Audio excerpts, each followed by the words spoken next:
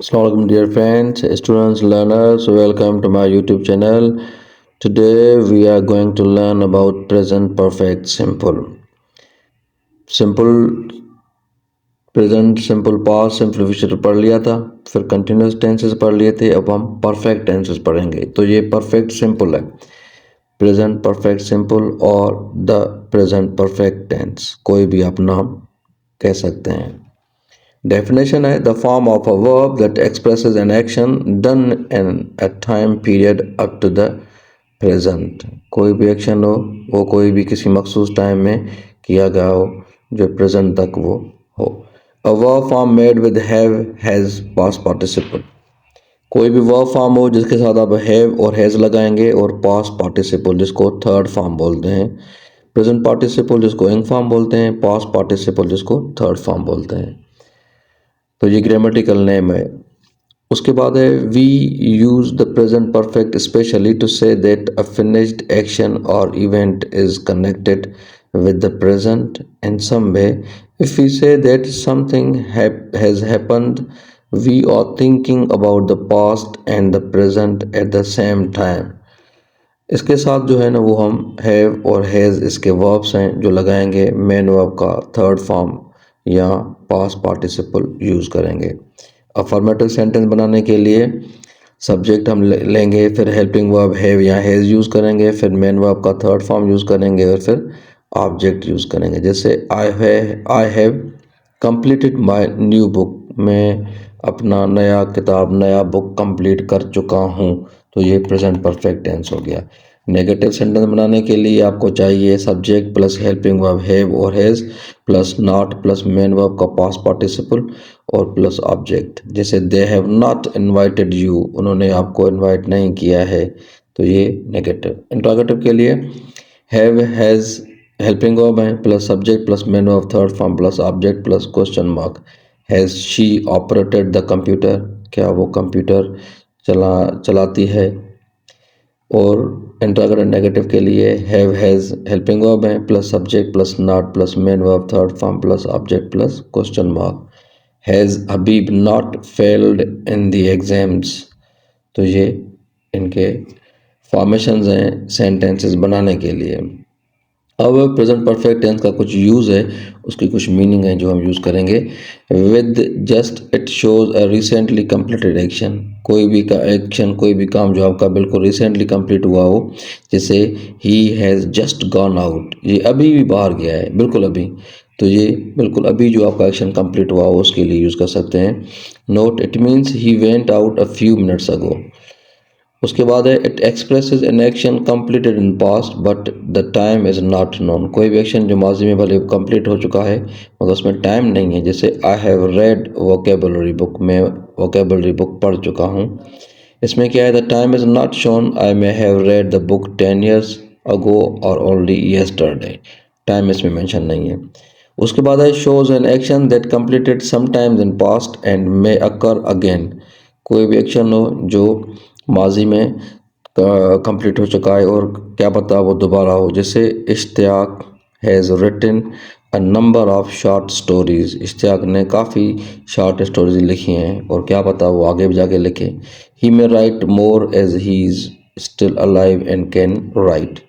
उसके बाद है tells about the action occurring in an incomplete period. कोई भी एक्शन जो है ना वो इनकम्प्लीट पीरियड तक वो जारी रहे. जैसे let us say that this tense can be used with this morning only up to 1 o'clock because after that this morning becomes a complete period. मिसाल at 11 AM I will say, 11 बजे मैं कहूँगा. Fahad has rung me up 3 times this morning, Fahad ने मुझे 3 दफ़ा आज सुबह call की है. एट 2 PM आई विल से, मैं 2 बजे क्या कहूँगा, Fahad rang me up 3 times this morning, Fahad ने मुझे 3 मरतबा आज सुबह कॉल की. Note here we see that the period is complete now and has become past. We can see another examples here. एक और मिसाल है. We imagine that the postman normally comes between 9 to 10. अक्सर तो जो postman है वो 9 से 10 बजे आ जाता है। अब पोस्टमैन का हो या मेलमैन का हो, मेलमैन अमेरिकन वर्ड है। उसके बाद है from 9 till 10 we will say 9 से 10 बजे हम कहेंगे has the postman come yet. Postman की जगह अमेरिकन में बोलते हैं मेलमैन। क्या पोस्टमैन आ गया है, क्या पोस्टमैन आया है, या क्या पोस्टमैन अभी तक आया है। तो इसकी मीनिंग ये होगी। But after 10 we will say, अगर 10 बज जाएंगे तो उसके बाद हम क्या कहेंगे, did the postman come this morning. क्या पोस्टमैन आज सुबह आया। तो ये फिर सिंपल पास्ट टेंस बन जाएगा। इसी तरह दूसरी मीनिंग है it can be use for habitual actions. Habitual action जैसे आपने सिंपल पास्ट में पढ़ा, सिंपल प्रेजेंट में पढ़ा, फ्यूचर में पढ़ा, तो परफेक्ट में भी मोस्टली ये आपको हैबिचुअल एक्शन शो करता है। जैसे for example easy, they have always answered my letters. उन्होंने हमेशा मेरे खतों का जवाब दिया है, अभी भी दिया है और वो हमेशा देते आ रहे हैं। I have never been late for my work.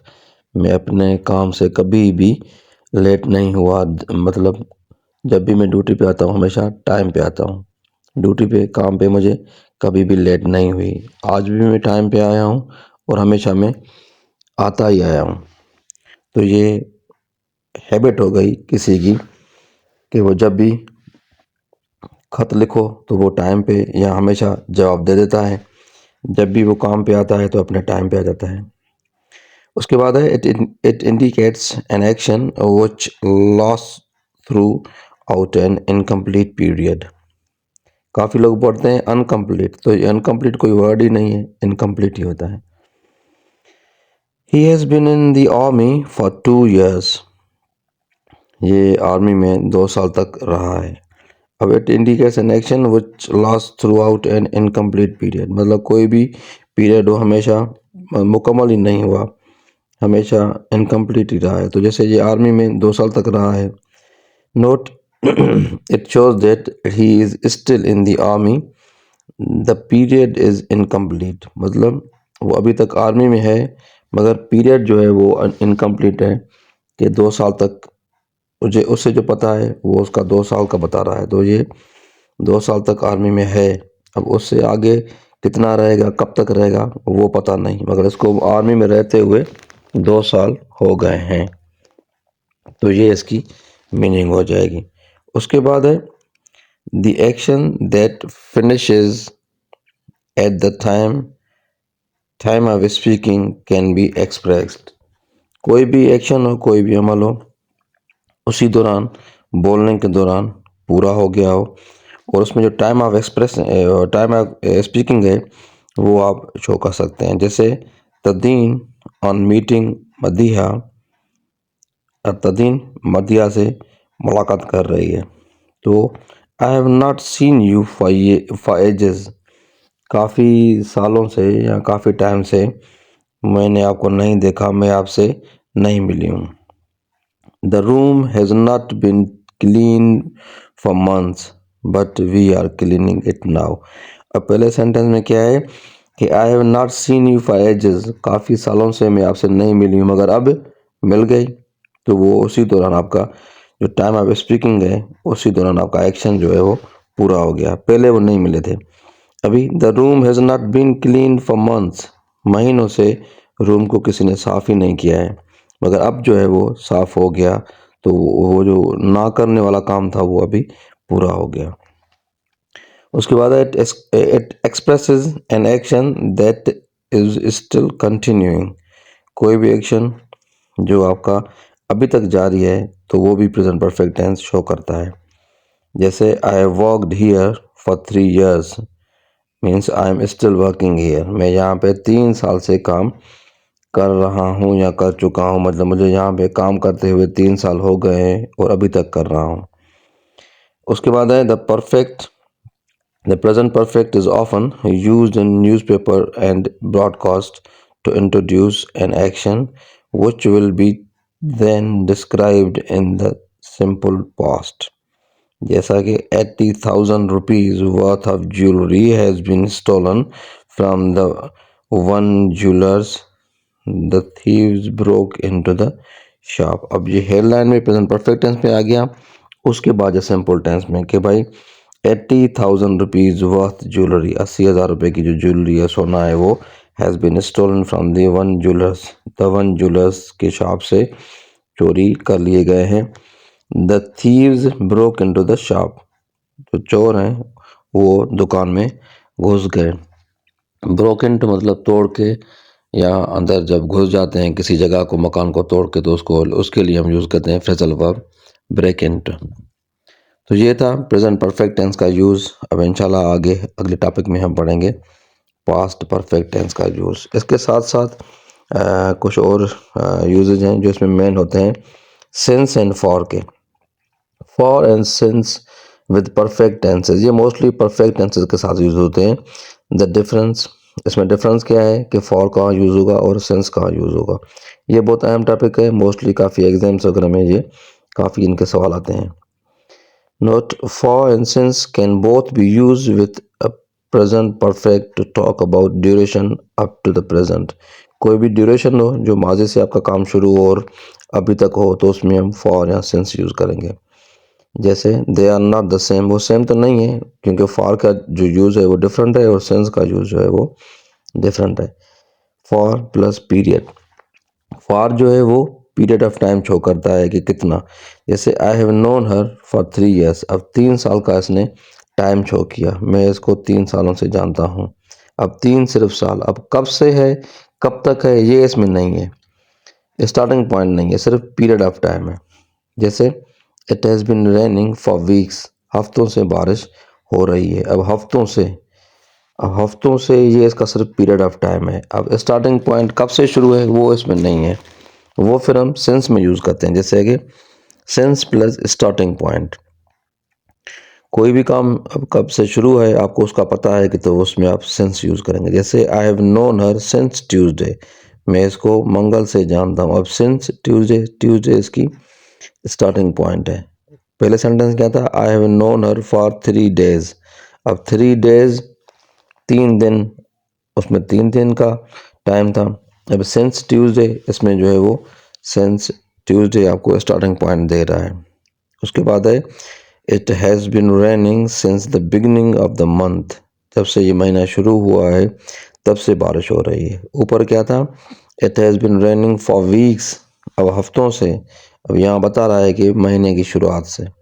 तो जहाँ पे आपको स्टार्टिंग पॉइंट हो वहाँ पे सिंस यूज़ करेंगे, जहाँ पे सिर्फ आप पीरियड हो वह कितना दौरानिया, तो वहाँ पे आप फॉर यूज़ करेंगे। मिसाल, for 3 years, for 6 months, for 3 weeks, for the next 10 days, for a long time, for 20 years, for months, for 10 years, for the last 3 days, for last 3 days।